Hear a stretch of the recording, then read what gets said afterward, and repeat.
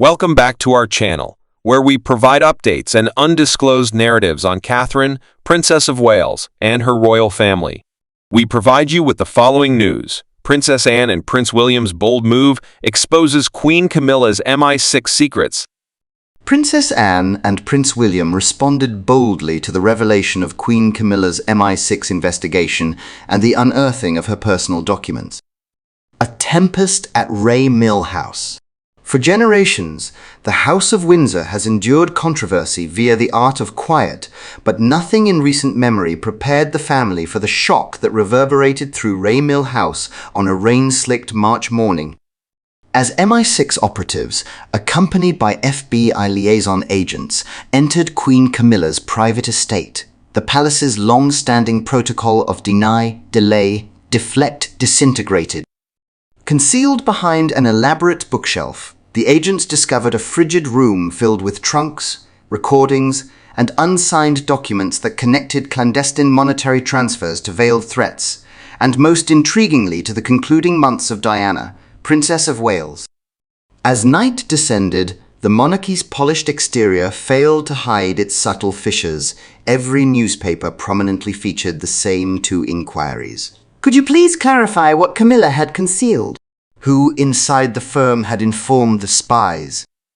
The quiet intervals and the initial telephone communication were significant events during this period. King Charles became aware of the attack during a Privy Council session. Witnesses remember the king gazing through the windows of the picture gallery as if the spires of Westminster might stabilize his heartbeat. He had no comment, nevertheless. Crisis management expert Sir Alistair Moyhead observes that the king's instinctive freeze response indicated shock rather than strategy. Monarchs are accustomed to enduring lightning strikes, yet this bolt originated from his roof. Within that astonished silence, two senior royals acted prior to the courtier's response. Princess Anne, the resolute Princess Royal, and Prince William, the heir apparent and prospective modernizer, forged an agreement that would propel the palace from stagnation to a state of deliberate urgency. Anne's ultimatum. Individuals familiar with Anne characterize her as a lady more focused on duty than on drama, but within 45 minutes after the Raymill alarm, she made direct contact with the cabinet secretary.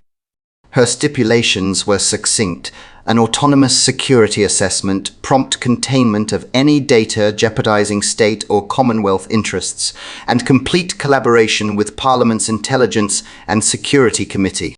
"Should we seem evasive," she cautioned, "the monarchy relinquishes its agreement with the public." While advisers implored for a more conciliatory approach, Anne's private secretary composed a briefing paper intended for Downing Street before nightfall. Historian Dr. Margot Spencer subsequently described the action as the most significant intervention by a non-reigning Windsor since Edward's abdication crisis, this time aimed at rescue rather than retreat. William's subdued mobilization. While Anne navigated formal procedures, William managed perceptions. Shortly after the discovery, the Prince of Wales assembled his own command centre at Kensington Palace. Insiders acquainted with the meeting said that he walked underneath a whiteboard adorned with flowcharts depicting reputational risks, fluctuations in social media opinion, trust in monarchy surveys, and Commonwealth Republican initiatives. He sent teams to collaborate with cyber forensic specialists, sanctioned briefings to allied media highlighting transparency, and produced a concise but impactful video message. "We will confront this openly. No family, royal or otherwise, can escape accountability." The video, disseminated on royal social media platforms at 9 p.m., garnered 62 million views overnight and trended under Windsor Reckoning. PR expert Freya Oshota describes it as a bold assertion of ethical superiority before the tabloids could inundate it with insinuations. Within the vault, observations of the agents. A senior intelligence source, speaking anonymously due to the secret nature of the materials, said that the subterranean repository included a collection of uncensored MI6 situation reports from 1996 1997 assesses dangers to the former princess of Wales. Audio cassettes titled NDI. Negotiations containing sounds akin to top courtiers discussing financial arrangements with unidentified middlemen, communication between a private Swiss bank, and an account linked to a shell corporation in the Cayman Islands, indicating transactions occurring soon after Diana's demise. 5. Velvet boxes containing jewelry that is not included in any royal collection, including a sapphire choker that corresponds with an item worn by Diana just before her tragic journey to Paris. All experts concur that none of the items could lawfully be housed in private property, particularly one owned by the present Queen Consort. Former Metropolitan Police Commander Sir Gareth Langford informed Panorama, if authentic, these documents indicate potential violations of the Official Secrets Act and possible obstruction of justice. Camilla's legal representatives assert that the documents are historic curiosities with disputed provenance, yet decline to clarify how national security files came into her possession. The Anne-William Agreement. On the second morning, the Princess Royal and the Prince of Wales gathered in the ballroom at Buckingham Palace. There were no private secretaries or press officers, only the equerries stationed outside the imposing double doors. Eyewitness accounts indicate a clear objective to mitigate repercussions to safeguard the Crown's constitutional function while conveying that the contemporary successors would not condone misconduct. Anne, conditioned by years of marine rescue exercises, advocated for surgical transparency, provide a summary of MI6's confirmations, relinquish any disputed items to the National Archives awaiting court review, and allowed 2 senior crossbench peers to oversee the process. William agreed, stating that the palace must publicly reveal the measures within 48 hours or face a runaway narrative crafted by click farms instead of facts. The agreement thereafter, referred to as the Ballroom Protocol, would influence every statement published by the palace in the next week. Camilla's period of silence. Simultaneously, Queen Camilla stayed in Clarence House, concealed from cameras by brocade drapes. Speculation proliferated. One tabloid said she was composing abdication letters, another suggested a clandestine departure to Balmoral. Despite the debunking of both narratives, their widespread dissemination revealed a significant shift in sentiment. A YouGov Flash survey revealed that 63% of participants felt Camilla should address the public directly, while support for the monarchy declined by 6 points within 48 hours, marking the most significant decrease since the Sussex interview in 2021. Veteran royal correspondent Eleanor Felton observes, Camilla's initial popularity was contingent upon understated consistency. As soon as her quiet seemed to be secretive, the goodwill dissipated. Crisis communication expert Javier Montes compares Camilla's situation to that of a company chair facing whistleblower allegations, perceiving silence as culpability rather than dignity. Public response, thoroughfares, displays, and taverns. On London's South Bank, bystanders gathered around kiosk screens broadcasting William's appeal. A Croydon teacher described it as refreshing to witness a Windsor taking responsibility for the turmoil, while a pensioner remarked, "I stood in the rain for his father's coronation, now I question why."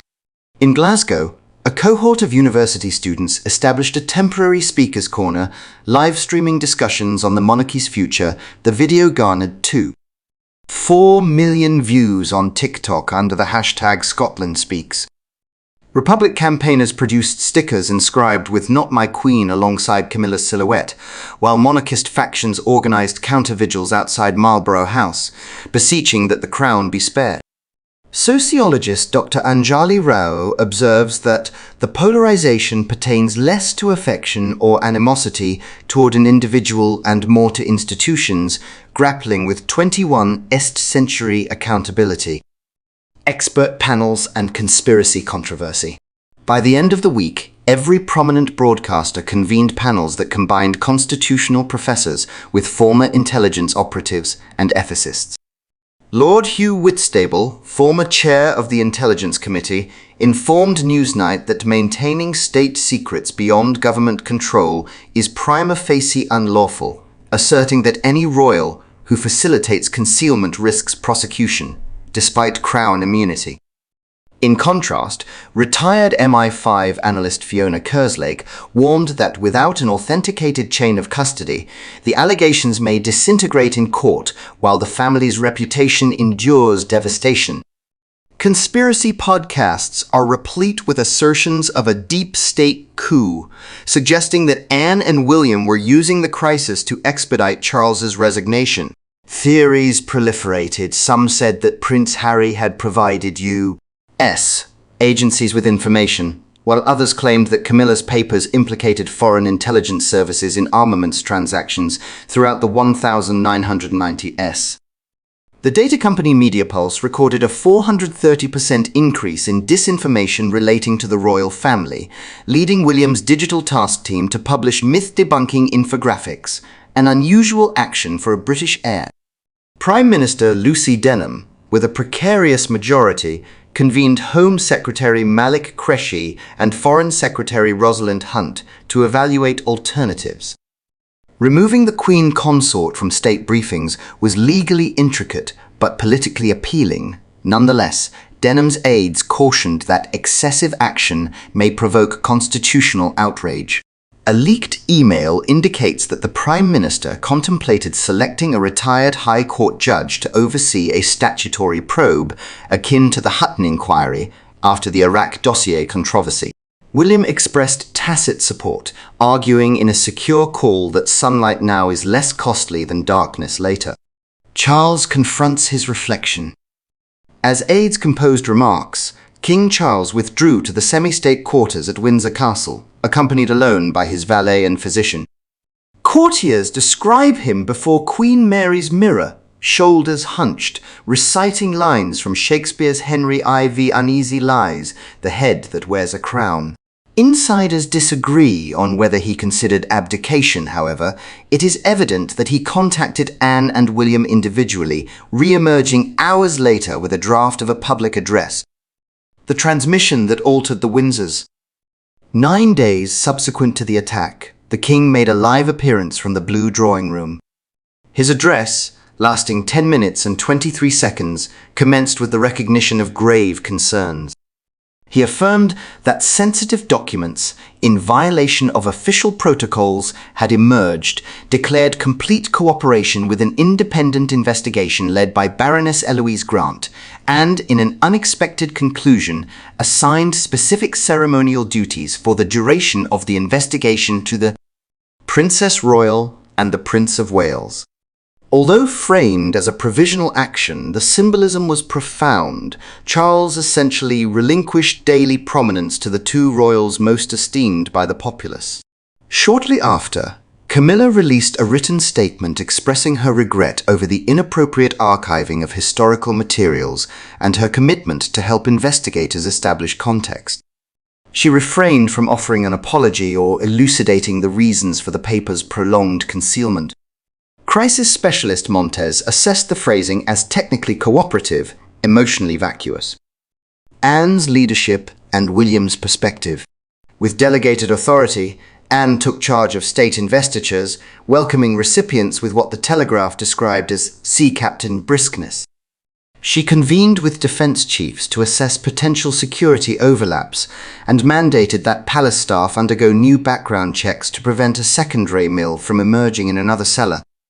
Meanwhile, William introduced a program named Project Glasshouse, focused on digitizing royal archives and collaborating with the National Cybersecurity Center to ensure data integrity audits. He assembled a round table of historians, archivists, and ethicists to draft a public access charter, a move that The Guardian lauded as a blueprint for a post-opaque monarchy. The incident rekindled Republican sentiments across the Commonwealth. In Australia, opposition leader Mara Kwan presented an expedited Republic referendum bill, referencing the Raymill revelations.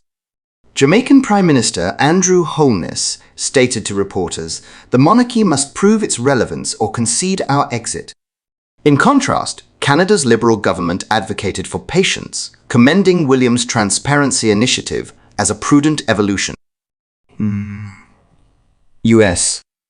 Networks indulged in transatlantic intrigue. CNN aired a week-long series, while 60 Minutes included an interview with a former MI6 officer prepared to testify over the Diana tapes, prompting Scotland Yard to enhance security for crucial witnesses. American constitutional attorney Professor Marcellus Green stated that if any evidence substantiates that UK security agencies improperly managed intelligence abroad, it could result in uncomfortable hearings for both London and Washington. Behind the palace walls, human consequences. According to sources, Camilla now resides in a separate apartment at Highgrove, which is secured but secluded. The personnel who were previously responsible for coordinating her charitable activities are now dedicating their time to cataloguing items that have been confiscated for the investigation. A long-time dresser lamented. The household resembles a museum shuttered for fumigation, decaying grandeur, obscured by dust covers. Charles, who is not known for his anger, allegedly erupted at a top staffer over press leaks.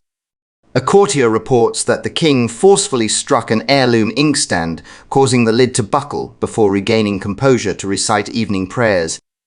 Amidst the accusations, a subtler connection emerges. Father and son now communicate regularly over a secure line, a pattern that had not been seen before the Sussex departure.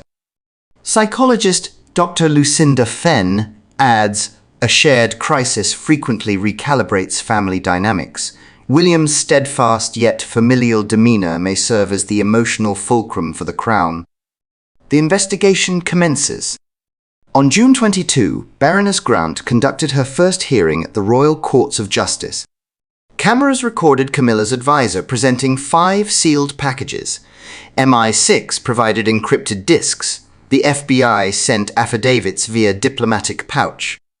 Grant pledged to provide a report within 6 months, addressing 4 critical issues: the origin of the records, the legality of their keeping, evidence of coercion or blackmail, and any overarching security deficiencies. This was the first quasi-judicial examination of a consort's activities in contemporary Britain. Public galleries were inundated. Certain onlookers displayed images of Diana, while others donned badges inscribed with "Let Truth In." Royal writer Nigel Desmond tweeted, "This is the Windsor equivalent of Watergate, except the intruders resided within the premises." Preliminary discoveries, initial reverberations. During the 3rd week of testimony, an audible gasp was elicited when a retired MI6 archivist recognized his signature on a report discovered at Raymill, noting that the original had disappeared from secure storage in 2003. The inference was that somebody with high clearance had extracted material long after Diana's death. A second witness, a former royal security officer, corroborated an unusual night courier run from St. James's Palace to Gloucestershire in 2004, but encountered legal limitation orders during testimony. The press dubbed the enigmatic driver the Midnight Sphinx. Legal analyst Asha Patel asserts that the collective indications suggest a conspiracy to conceal intelligence evaluations that may challenge the official findings on the accident. She cautions that if such suppression ascended to the cabinet level, the resulting political repercussions could be comparable to the discoveries surrounding the Iraq memo. The next step for Anne and William is outlined here. Anticipating potential challenges, the Princess Royal and the Prince of Wales prepared themselves for severe scenarios. Anne initiated a contingency protocol designated Shield Wall to guarantee the continuance of state operations in the event that either the Queen or consort were legally incapable. William intensified charitable engagements, transforming each handshake into a commitment to reform. Legacy devoid of clarity is mere folklore, and folklore is an inadequate basis for governance. Social researcher Dr. Evan Murimoto observes that William's strategy converts outrage into momentum every inch lost in scandal, translates into a yard gained for his modernization agenda, media assessments, and public sentiment. By late July, the Times editorial stated, the monarchy falters yet endures, primarily due to the Princess Royal's firm control and the Prince of Wales's digital transparency. A Sky survey revealed that 54% of participants now supported William taking on more responsibilities permanently, while approval for Camilla's public role declined to 21%. Republican mood stabilized analysts credit this to Anne and William's aggressive approach in appeasing moderate skeptics. Not all critiques were positive. Guardian blogger Marina Vescovi criticized William for zeitgeist opportunism, asserting that genuine transparency would dismantle the monarchy's clandestine financing rather than merely digitizing its archives. Nevertheless, she acknowledged that Anne's leadership evokes more resilient times. In Paris, President Lodi Marchand permitted French prosecutors to examine recently emerged recordings pertaining to Ritz security files. The Italian newspaper Corriere della Sera alleged that former paparazzo Fabrizio Faroni requested witness immunity to disclose instructions from London intermediaries weeks before Diana's deadly pursuit. You legal watchers anticipate a complex web of jurisdictional claims nonetheless, Professor Green asserts. The more borders these documents traverse, the more challenging it becomes for any singular institution to suppress them. Camilla's reckoning. As summer diminished, Camilla conferred privately with Baroness Grant for 6 hours. Sources indicate that she provided the names of 2 retired courtiers purportedly implicated in document relocation. The nature of her testimony, whether confessional or defensive, remains undisclosed, however. Constitutional expert Lord Whitstable posits that the consort's legal vulnerability may depend on establishing her ignorance of national security classification. Should ignorance be refuted, criminal liability, though improbable, cannot be entirely dismissed. A transformed palace. Autumn brought a notable transformation. Public tours of Buckingham Palace now include a new exhibition, Files and Thrones, developed under William's Glasshouse Charter. Visitors line up to examine replicas of previously undisclosed messages. However, the redactions appear as black snow. In St. James's Park, demonstrators continue to yell as some visitors leisurely go by adorned in T-man scarves marketed by opportunistic sellers. Within the palace, workers murmur that Charles has embraced an evolved role, ambassadorial and contemplative, while Anne and William manage the daily operations of the monarchy. The King's Journal records a greater number of tree plantings than state openings. He seems to be relieved. One assistant believes he overheard Charles recite Tennyson at twilight. The old order changeth, yielding place to new. What follows? Baroness Grant's interim report, scheduled for release on December 10, will influence the historical assessment. If evidence substantiates intentional concealment, demands for Camilla's removal from the line of succession may intensify. Should it assign broader culpability, the epic of royal uniqueness may conclude entirely. Regardless of the outcomes, 2 certainties have emerged. Princess Anne's enduring dedication to service and Prince William's advocacy for openness have salvaged the institution. Also, the British people, equipped with smartphones and skepticism, will no longer accept ambiguous narratives as evidence of integrity. A family at a crucial juncture. On a blustery November evening, reporters saw Anne and William departing from Chapel Royal after private prayers. They made no declarations, but simply acknowledged the cameras. Observers perceived meaning in their departure. They left together with the torch of responsibility held by a sister who never aspired to a crown and a son destined to inherit it. Behind them, the stained glass windows glowed with a golden hue. Ahead, a metropolis thrummed with rumors, inquiries, and newly ignited anticipations. The future of the monarchy, whether revitalized or irreparably damaged, will hinge more on the actions of these 2 heirs in response to the responsibility they have sought than on undisclosed papers. The audacious initiative is only beginning. Thank you for seeing the video. Kindly share your opinions, and farewell for now.